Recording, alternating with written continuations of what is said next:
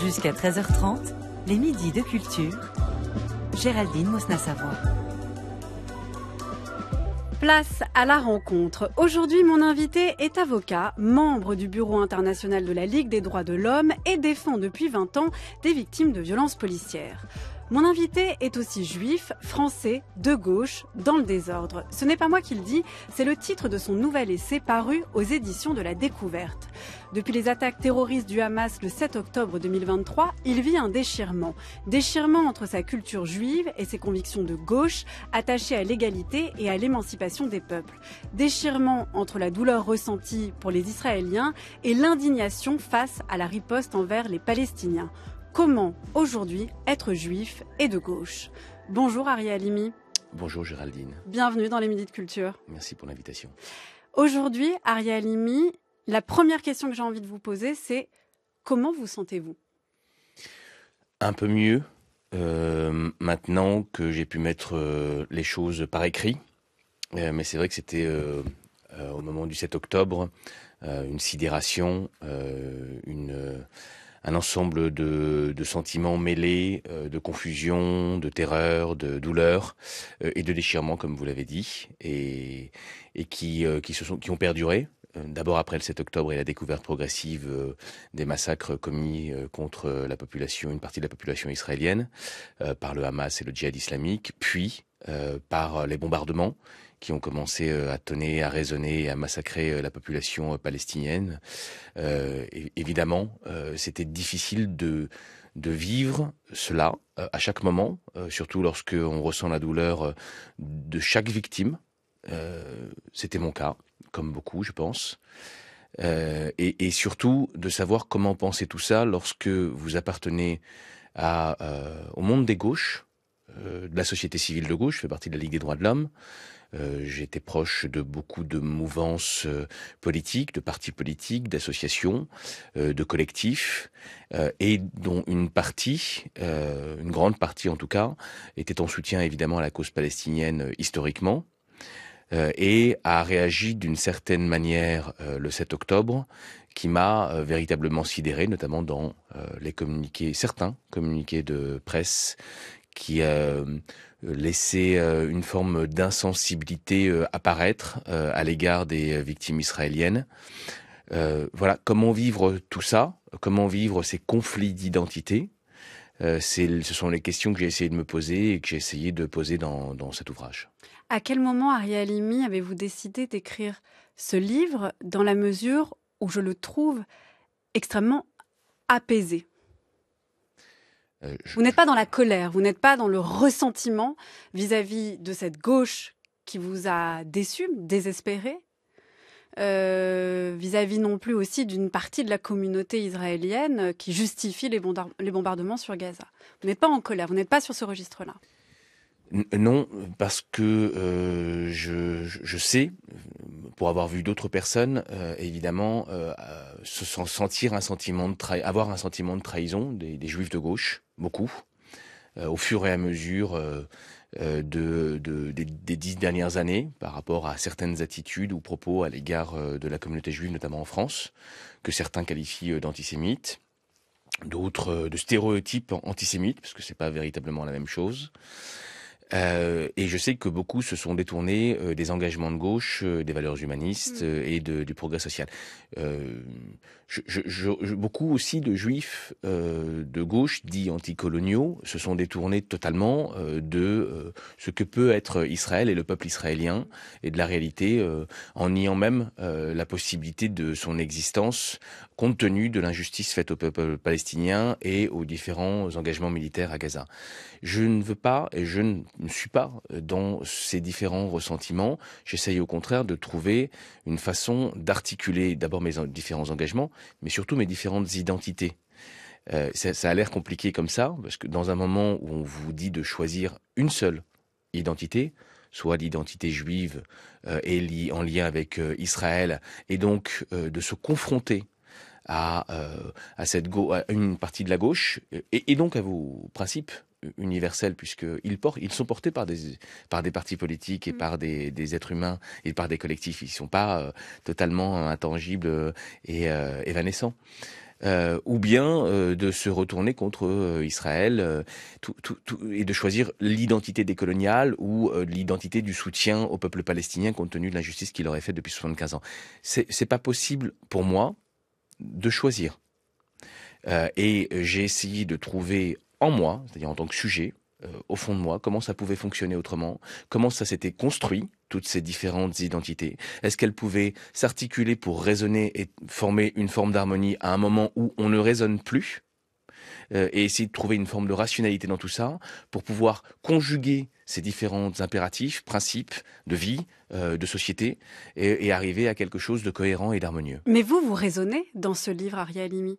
Vous arrivez à vous extraire d'un moment qui pourrait être condamné à l'affect, que ce soit à la colère, à la tristesse, au désespoir vis-à-vis de vos deux identités. Là, on sent que vous cherchez à mettre de l'ordre dans ces affects-là, que vous en tirez d'une certaine manière.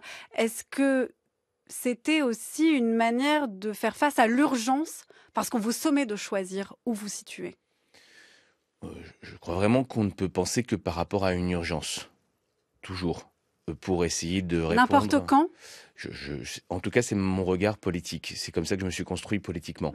C'est-à-dire de se situer par rapport à un moment, à un moment de crise, comme on en vit d'ailleurs beaucoup en France depuis ces dernières années, et de trouver une nouvelle façon de penser, singulièrement, pour essayer de répondre à cette urgence. Je ne suis pas dans les grands principes totalement théoriques. J'ai une philosophie pratique de vie et politique. Et donc, mais par rapport à la douleur et par rapport à l'affect, je ne les renie pas. Je pense qu'au contraire, il faut tous les vivre. Et c'est à partir de ces douleurs et de ces affects qu'on arrive à articuler un raisonnement. Je ne vais pas choisir la seule douleur que j'ai à l'égard des familles et des victimes du 7 octobre. Je l'ai, elle existe, je la regarde, je l'entretiens pour savoir ce qu'elle signifie en moi. De la même manière que je fais naître et j'entretiens la douleur à l'égard de chaque personne, de chaque enfant, de chaque femme qui meurt sous les bombardements à Gaza actuellement. Il faut vivre ces douleurs pour pouvoir accepter de les articuler, de trouver des solutions pratique. Là, il ne s'agit pas simplement de raisonnement ou de théorie, non, ni d'affect, ni de psychologie. Non, il s'agit de trouver des solutions pratiques pour qu'au sein de la société française, dans les différentes partis politiques qui peuvent s'articuler pour avoir une voix beaucoup plus forte, parce qu'on ne peut avoir une voix beaucoup plus forte à l'égard notamment du gouvernement français, d'abord, qu'en étant unis, en portant une voix unitaire, alors même qu'on est désunis aujourd'hui, je parle des gauches évidemment, et après d'inciter le gouvernement français à avoir une parole à l'international, à l'ONU ou sur les États qui comptent dans la région. C'est vraiment quelque chose de pratique. Ariel Halimi, on pourrait penser que dans votre livre qui s'intitule « Juifs français de gauche dans le désordre », vous alliez commencer avec les attaques terroristes du 7 octobre, mais vous commencez par un autre événement qui date de juillet 2014. C'est une manifestation palestinienne, pro-palestinienne, qui a dégénéré en émeute antisémite, et c'était à Sarcelles, là où vous avez grandi. C'est l'esplanade du centre commercial des Flanades, non loin de la synagogue, qui a été la plus touchée. Une pharmacie a été entièrement détruite par les flammes. Franck habite juste au-dessus. On se croyait à la guerre. C'était une zone de guerre. J'ai eu très peur pour ma femme et mes enfants. C'était pas les gens qui ont fait tout ça hier, c'était pas les gens qui réclamaient quelque chose à Gaza. Ils sont venus pour casser. Ce midi, les commerçants sont encore en train de nettoyer un vitrine brisée, épicerie incendiée. Comme beaucoup d'habitants, Dave regarde consterné. C'est inadmissible. On vit dans une ville de communauté, il y a toutes sortes de races. On n'a jamais eu de problème pendant des années. Et pourquoi maintenant? Ces gens-là, on a besoin d'eux. Pour acheter des aliments, du tout, on a besoin d'eux. Pas parce qu'ils sont juifs ou n'importe qui, on est tous pareils. On est tous pareils. En tout cas, ce n'est pas des gens d'ici. Pas d'ici, c'est ce qu'avancent beaucoup d'habitants ce midi. Mais ce Sarcellois de confession juive a à peine osé sortir de chez lui ce matin. Ça fait 46 ans que j'habite là, ou 45 ans, je ne me souviens plus, je suis trop ému. Mais je vais vous dire, mes enfants ont grandi là, mes petits-enfants aujourd'hui, ils sont dans l'insécurité. Heureusement qu'ils étaient là, les CRS, qu'ils ont bloqué toute cette meute qui arrivait des voyous et des anti-juifs. On peut manifester, certes, mais pas de débordement. Un reportage d'Ariane Gressiel, c'était le 21 juillet 2014 sur France Inter, c'était le 13h. Vous commencez, Ariel Halimi, par cette manifestation qui a dégénéré en émeute antisémite. C'est une première rupture que vous racontez. Que s'est-il passé ? J'étais pas du tout investi dans le champ politique des gauches à cette époque. J'étais un avocat. Vous faisiez quoi d'ailleurs ? Moi, je faisais de l'immobilier et du pénal pour essayer de faire vivre mon cabinet. Donc, Avoir de l'argent. Avoir de l'argent et faire tourner mon cabinet. Après, je faisais beaucoup de pénal aussi, ce qui m'a fait aussi découvrir un autre sujet, les violences policières. Toujours est-il que on m'appelle, et c'est un hasard si je dois m'occuper de 2 personnes qui ont été arrêtées dans le cadre de cette émeute à caractère antisémite. Au départ, c'était une manifestation qui avait été déclarée par quelqu'un qui est devenu un ami d'ailleurs, Nabil Koskossi. Et qui a été interdite parce qu'il y avait déjà eu une manifestation qui avait mal viré devant la rue de la Roquette à Paris, devant la synagogue de la rue de la Roquette, où il y avait eu une confrontation entre des militants pro-palestiniens et de jeunes juifs devant la synagogue. Et cette manifestation est interdite la veille, sans maintien de l'ordre véritable. Elle vire mal. Il y a des magasins juifs qui sont brûlés, cassés, dont cette pharmacie dont on fait état. J'ai vu ces images parce que moi j'ai toute ma famille qui vivait à Sarcelles. Je suis né à Sarcelles. Vous avez grandi là-bas. J'ai grandi une partie de ma vie là-bas. J'ai été à l'école, dans une école juive orthodoxe là-bas. Mais je côtoyais aussi toutes les personnes en bas du hall d'immeuble où on a vu... Sarcelles, c'est un laboratoire particulier. C'est le premier grand ensemble de France. Et pendant très très longtemps, ça n'est pas un mythe. Toutes les communautés, qu'elles soient confessionnelles ou d'origine, vivaient en bonne intelligence et il y avait une vraie harmonie. Ça a un peu changé depuis 2014, c'est beaucoup plus tendu. À cause justement de cet événement-là ? Oui, à cause de cet événement-là. Alors il n'y a plus eu d'événements de ce type, mais c'est vrai qu'aujourd'hui c'est beaucoup plus tendu et beaucoup de juifs sont partis de la ville en raison de la peur qu'ils avaient de l'antisémitisme et des actes à caractère antisémite. Toujours est-il que je défends 2 personnes en tant qu'avocat au tribunal correctionnel de Pontoise. Je sors du tribunal et à ce moment-là, je me retrouve devant une herse de micros et de caméras. Tous les journalistes, vos confrères qui étaient venus pour informer sur l'événement et sur l'audience qui avait été prévue expressément sur l'émeute à caractère antisémite. Évidemment, moi, je suis pas connu du tout à l'époque. J'ai pas de regard public, mais les gens de Sarcelles me connaissent en tant qu'appartenant et vous reconnaissent à ce moment-là et me reconnaissent et appellent ma famille, mes grands-parents qui étaient terrorisés, mon père, ma mère et évidemment ça crée une sidération, une colère aussi de la communauté juive que je comprends parce que c'est vrai que voir quelqu'un qui appartient à sa communauté défendre des personnes qui sont accusées d'avoir commis des actes antisémites contre eux, ça peut interroger. Donc mais je l'ai compris plus tard aussi. Et en revanche, oui, j'ai eu une forme d'excommunication globale. On a considéré que j'étais un juif honteux, qui avait honte de lui-même, qui trahissait sa communauté. Vous dites ceci dans votre livre, Ariel Halimi, « Ma vie serait dorénavant publique, je serais un juif de gauche, à visage découvert, un juif à part, coupé de sa communauté et l'assumant pleinement. » Donc, vous l'avez assumé, mais, pardon de vous poser la question, pourquoi avez-vous accepté de défendre ces personnes coupables, enfin en tout cas accusées d'actes antisémites ? Alors, je dois vous avouer que si j'avais su les conséquences de cette défense, et notamment la douleur que ça a pu causer à ma famille, à mes proches, je me serais posé la question, peut-être que je ne l'aurais pas fait. Mais c'est ça qui est fou, Ariel Halimi, ça veut dire que c'est à ce moment-là que vous réalisez que l'identité juive doit en fait vous définir aussi dans des choix, par exemple, de défense, en tant qu'avocat, pas seulement dans votre vie avec votre famille, mais aussi dans votre vie même professionnelle ou dans vos convictions politiques. C'est à ce moment-là que vous réalisez. Oui, indéniablement. Mon identité juive a une conséquence, un poids sur mes choix. Et je le vis encore plus aujourd'hui. Mais pas que mon identité juive. Mon identité politique. Mes choix d'orientation politique. Mon orientation sexuelle. Mon genre. Enfin, toutes ces identités ont une incidence sur vos décisions et professionnelle et quotidienne. Il faut juste prendre conscience de l'influence de ces identités. Puis il y a des moments, comme ce moment-là, c'est là que j'ai compris, donc ce sont des moments assez rares dans une vie d'homme, j'en ai quand même vécu 2. à très peu de distance, mais ce sont des moments rares où vous vous rendez compte que vous avez des identités que vous assumez totalement, mais qui sont en conflit et qui créent un dilemme intérieur, moral, personnel, et qui vous oblige à faire des choix, ou bien, et c'est ça que j'ai essayé de comprendre et d'organiser plus tard en moi, ou bien à les articuler différemment. Il y a donc 2014, vous défendez ces personnes accusées d'actes antisémites, vous êtes rejeté par une partie de la communauté juive et vous décidez, Arya Halimi, alors est-ce que c'est véritablement une décision ou pas, mais en tout cas d'embrasser une autre famille, la famille de gauche, et nous voilà en 2023 où là il y a une autre rupture, cette fois-ci avec cette famille de gauche, suite aux attentats du 7 octobre. Vous le dites, vous essayez en fait de faire avec ces identités multiples en conflit. Elles sont en conflit. Est-ce qu'elles sont incompatibles, selon vous, Arya Halimi, en ce moment ? C'est la question que je me suis posée. Est-ce que vous l'avez tranchée ? J'ai réussi à trouver la bonne mesure des choses. Et je crois, en tout cas, mais bon, c'est à chaque moment, à chaque décision, à chaque bombardement, à chaque événement qui se passe à 4000 km d'ici, vous devez vous reposer les questions et vous devez re-raisonner à nouveau.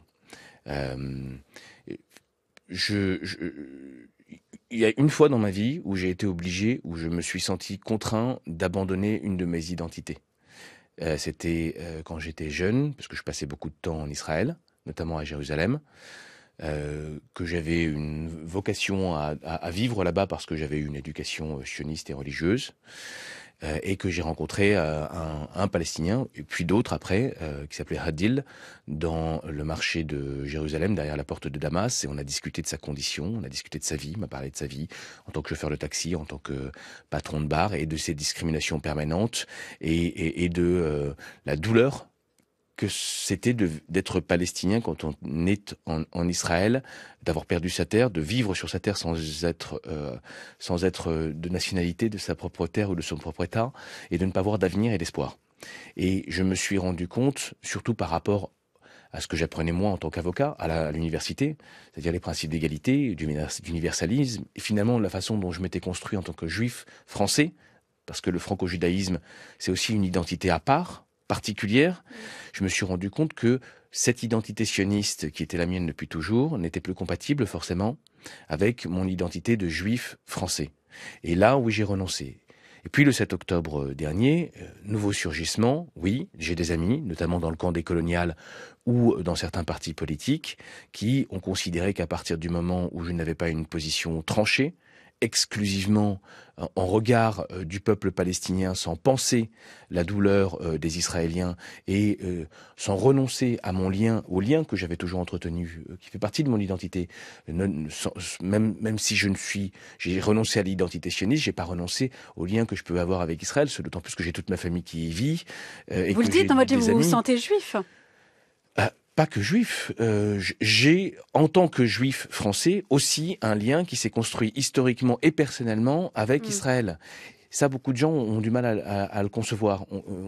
Beaucoup pensent qu'en tant que juif français, on ne peut être que juif français sans lien avec Israël, et on doit forcément dénoncer ce qu'est Israël, ou tous ses actes, ou tout son comportement. Moi, je dénonce ce que fait Israël au peuple palestinien, et notamment en ce moment, sans forcément nier le lien que j'ai avec ce pays et avec ce peuple. Et voilà, donc le 7 octobre, j'ai eu ce nouveau surgissement. Et puis là, pour le coup, je me suis retrouvé sur un pont, c'est-à-dire avec et la communauté juive qui me tirait dessus, parce que j'avais une parole qui n'était pas celle qu'elle voulait entendre. Elle me disait, maintenant, tu peux revenir vers nous, maintenant que tu as vu qu'on t'avait trahi dans ton camp, et qu'on avait considéré que tu ne faisais pas partie du camp des gauches dès lors que tu n'avais pas une parole tranchée à l'égard du peuple palestinien, eh bien tu peux revenir vers nous. Et comme tu ne reviens pas vers nous, tu continues à être un traître. Et de l'autre côté, évidemment, je n'appartenais plus au camp des coloniales dès lors que je n'avais pas cette parole tranchée. Vous avez dit le terme, Arya Halimi, c'est appartenir. Oui. Vous revenez à la fin de votre livre vraiment sur cette notion d'appartenance. Est-il possible, vous posez la question, de penser l'identité autrement qu'en termes d'appartenance, qui serait forcément une appartenance exclusive. Vous citez, j'étais étonnée de trouver cette référence. Là, c'est la philosophe Donna Haraway, qui est une philosophe américaine, qui est connue notamment dans le domaine de la biologie, qui a traité l'identité à partir des robots, à partir des espèces compagnes, sur ce mélange. Elle parle notamment, ce texte très connu d'elle, elle parle qu'elle fait des bisous à son chien, et elle dit qu'est-ce qui appartient à mon chien, qu'est-ce qui appartient à moi, on a une identité multiple. Vous la convoquez pour vous dire, voilà, est-ce qu'on n'est pas tout ça en même temps, mais est-ce que c'est audible en fait d'être plusieurs identités en même temps? Est-ce que vous comprenez, Ariel Halimi, que pour être compréhensible, une identité, c'est une identité unique, univoque, lisible et définitive? C'est un narratif. C'est comme ça que le sujet s'est construit. Il y a eu des évolutions, avec la compréhension que le sujet était construit par rapport à une société, qu'on était des animaux sociaux, qu'on ne pouvait se constituer en tant que sujet qu'à travers la pluralité, évidemment, et la société. Mais je pense, et c'est Donna Haraway qui m'a fait comprendre et qui m'a donné ce déclic quand j'ai lu Les espèces compagnes, Manifeste des espèces compagnes. J'ai compris d'abord, mais par une forme de métaphore, que si le corps humain pouvait être constitué, en fait, le narratif du corps humain avait évolué lui aussi. Il n'était plus monolithique, mais il était une symbiose d'une multitude d'espèces, de bactéries. Pourquoi est-ce que le sujet, dans son narratif historique, ne pouvait pas être conçu comme une pluralité d'identités et de projections de la société? Et j'ai compris, j'ai eu ce déclic à ce moment-là, et c'est pour ça que j'en parle. C'est un début de réflexion, évidemment.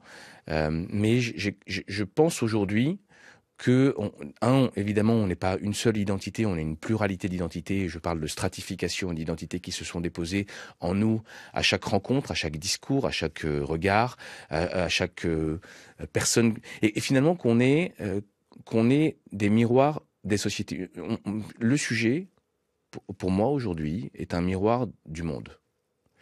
Et si on est un miroir du monde, c'est-à-dire qu'on ressemble au monde et qu'on ait une pluralité de ses identités, eh bien on a aussi la possibilité de transformer le monde en le repensant en soi, ce qui est beaucoup plus simple que de le penser à l'extérieur. Voilà où j'en suis aujourd'hui de mes pensées et de mes réflexions. Et je crois que ça peut avoir une conséquence pratique, parce que si nous sommes une pluralité en chacun de nous-mêmes, et que nous sommes le miroir de ce monde, et qu'on arrive à, en soi, articuler, de la même manière qu'on le fait en droit, parce que le droit c'est de la fiction, et je pense aussi le droit comme ça, articuler des fictions de soi, d'une pluralité qui s'est sédimentée en nous, eh bien on peut trouver le moyen de faire de la société une société beaucoup plus apaisée, beaucoup plus harmonieuse. Voilà, on travaillait la société en soi. Mais l'idée de pluralité, c'est aussi un terme qui anime beaucoup d'idéaux de gauche, mais pas seulement aujourd'hui. Pourquoi ça échoue selon vous? Pourquoi en fait c'est pas entendu plus concrètement en fait? Pourquoi on a l'impression parfois même que ça peut ressembler à un slogan un peu sympa de diversité, mais que ça prend pas? Justement parce que je pense qu'il y a un narratif sur l'identité ou sur les identités, sur le sujet, et sur les sociétés et sur la constitution des sociétés. Et que ce sont des narratifs qui se confrontent les uns les autres. Quand vous voyez aujourd'hui l'extrême droite de manière concrète qui convoque un narratif sur le français de souche, sur le gaulois, sur une identité française monolithique et qui est restée figée à travers l'histoire, vous vous rendez compte que finalement la notion d'identité, qui est quelque chose de réel, est issue d'un narratif idéologique, et que chacun a son narratif idéologique et qu'il nous appartient de reconstruire ce narratif en fonction de ce que l'on souhaite et de ce que l'on attend du fonctionnement de nos sociétés. Moi, j'estime aujourd'hui que oui, nous devons inventer le narratif d'une société qui travaille avec ses identités. On a en France quelque chose de très particulier, c'est qu'on a une identité assez centralisée autour de l'idée de français. Je prends les juifs français au moment de la Révolution, la nation juive a réussi à être émancipée parce qu'on leur a permis cette émancipation et d'avoir les mêmes droits que n'importe qui au moment de la Révolution française, mais en leur disant attention, vous devez renoncer à votre identité juive et à votre religion, parce que ça n'était qu'une religion à cette époque-là.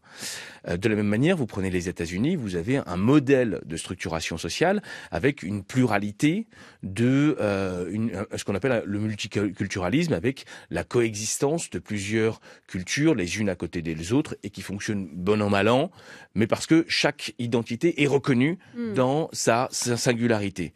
En France, évidemment, ce modèle ne peut pas fonctionner parce que c'est pas notre histoire. On a l'universalisme. On a l'universalisme, mais un universalisme qui est figé.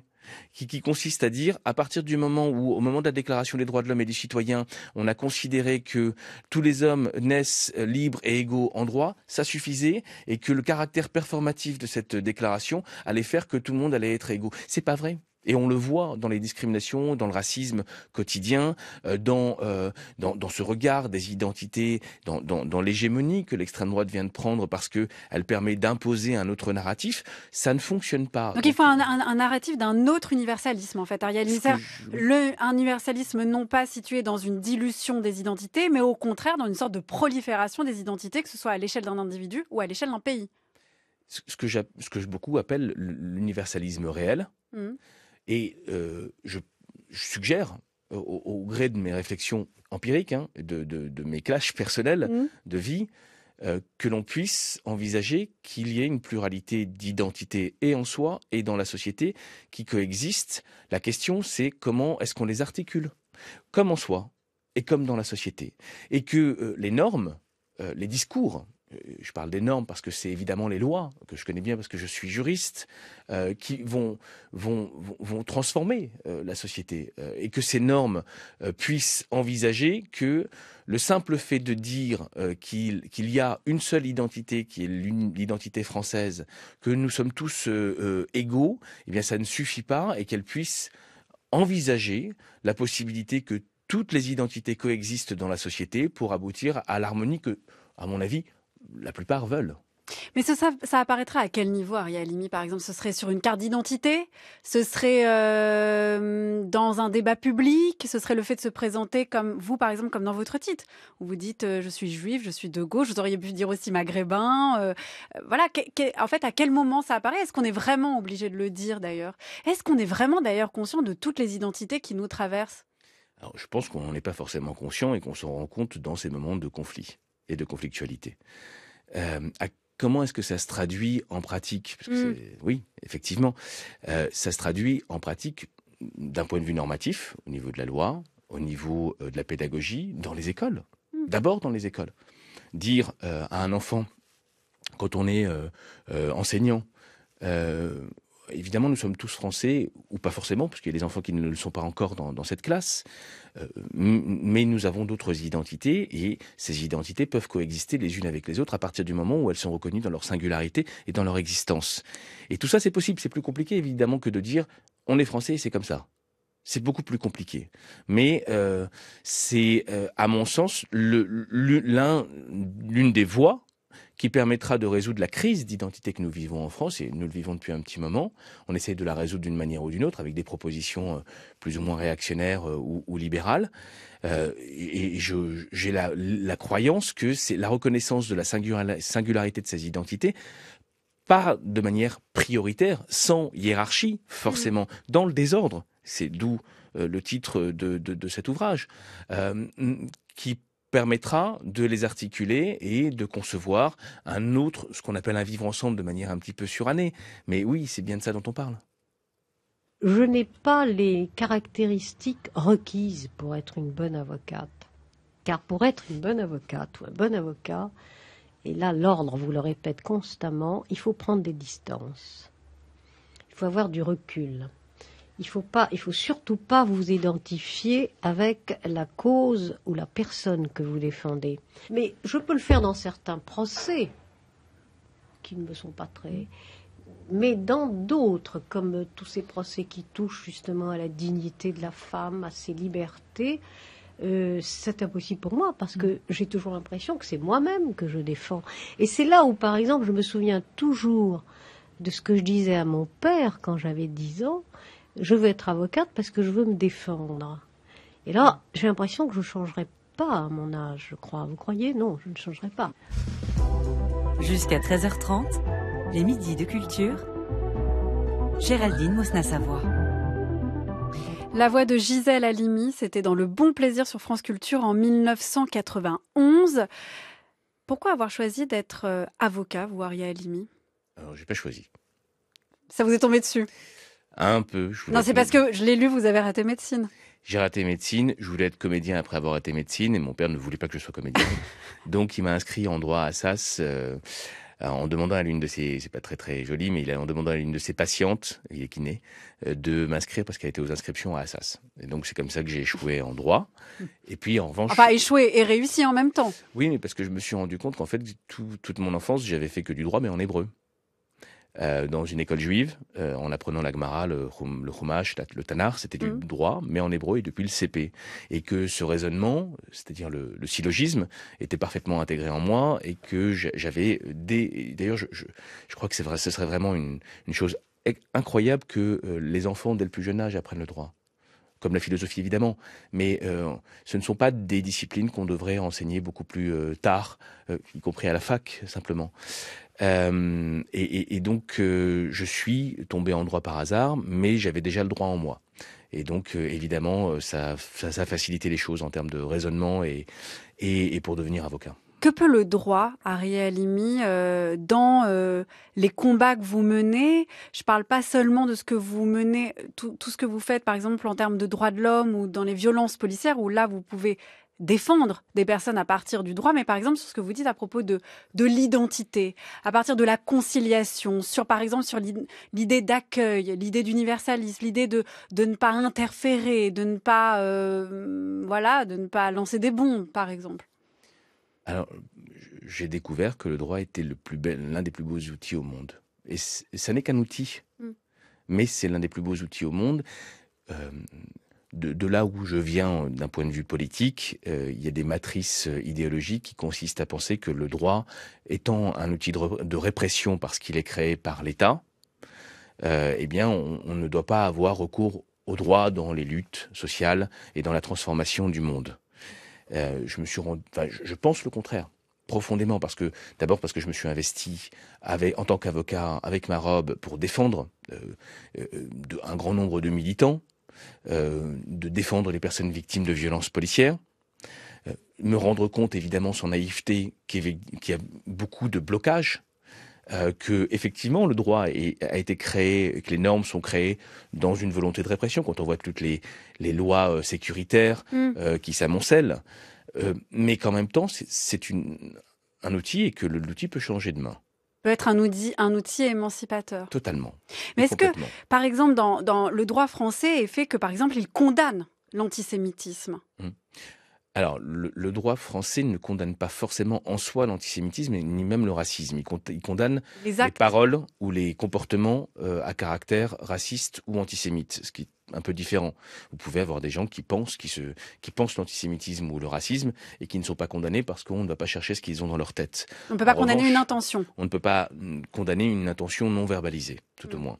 En revanche, vous avez le droit de la presse, qui est une loi extrêmement protectrice, notamment des journalistes, qui a été créée pour protéger l'expression journalistique et la liberté d'expression de manière générale.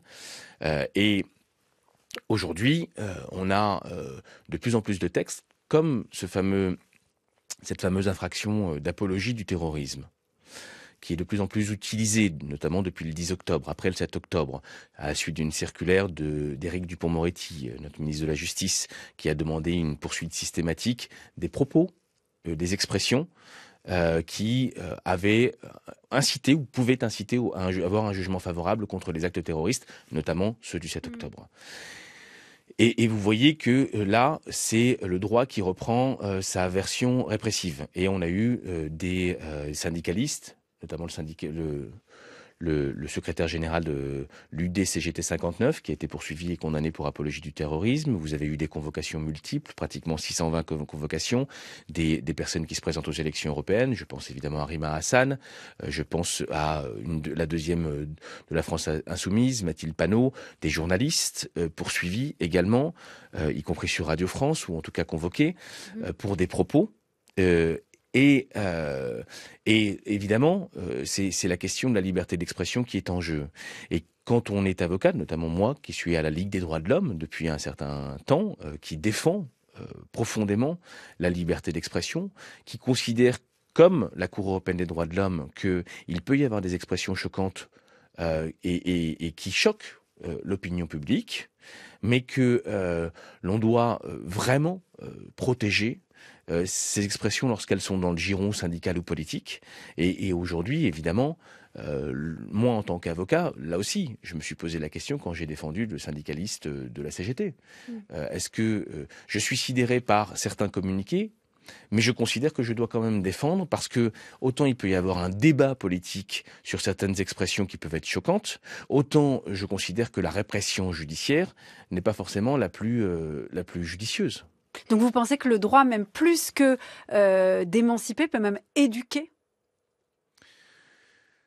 Je suis pas forcément sûr que le droit puisse éduquer, parce que c'est un outil et que il incombe, à mon sens, aux enseignants et aux familles de transmettre, de permettre d'avoir un esprit critique et de susciter l'intérêt des enfants vers et la curiosité vers la culture et vers la littérature. Et donc, en revanche, le droit peut être un outil de défense, d'abord, contre une répression. Et puis, le droit, c'est un outil d'émancipation, certes, quand on l'utilise et qu'on se rend compte que l'on peut se défendre contre des répressions. Puis le droit, c'est plein de choses. C'est aussi une langue. Et je l'ai découvert avec Walter Benjamin, à la fin de son essai sur critique de la violence. Je me suis rendu compte qu'il pouvait y avoir une langue commune. Alors, Walter Benjamin considère que le droit est quelque chose de répressif. Mais il parle en même temps d'une langue commune qui permettrait l'harmonie entre les peuples, la fin de la répression d'État, d'ailleurs, et il évoque cette langue commune. Moi, je vois dans le droit cette langue commune, d'abord parce que je l'ai apprise en hébreu, et ensuite parce que je considère que j'ai vu que toutes les civilisations utilisaient le droit, donc ça pourrait être cette langue commune qui permettrait l'articulation des civilisations. Et des identités. Et des identités. Merci beaucoup Ariel Halimi de vous. On peut donc lire Juifs français de gauche dans le désordre, c'est paru aux éditions de la Découverte dans la collection Petit Cahier Libre. Pour finir, Ariel Halimi, nous allons écouter une chanson. Nous en avons choisi deux. L'une de Constantine, d'où est originaire votre père, l'autre de Tunis, d'où est originaire votre mère. Laquelle souhaitez-vous écouter ? En gros, on vous demande de choisir entre votre mère et votre père. C'est difficile ce conflit de loyauté. Ouais, encore des identités à choisir. Allons-y sur Constantine alors.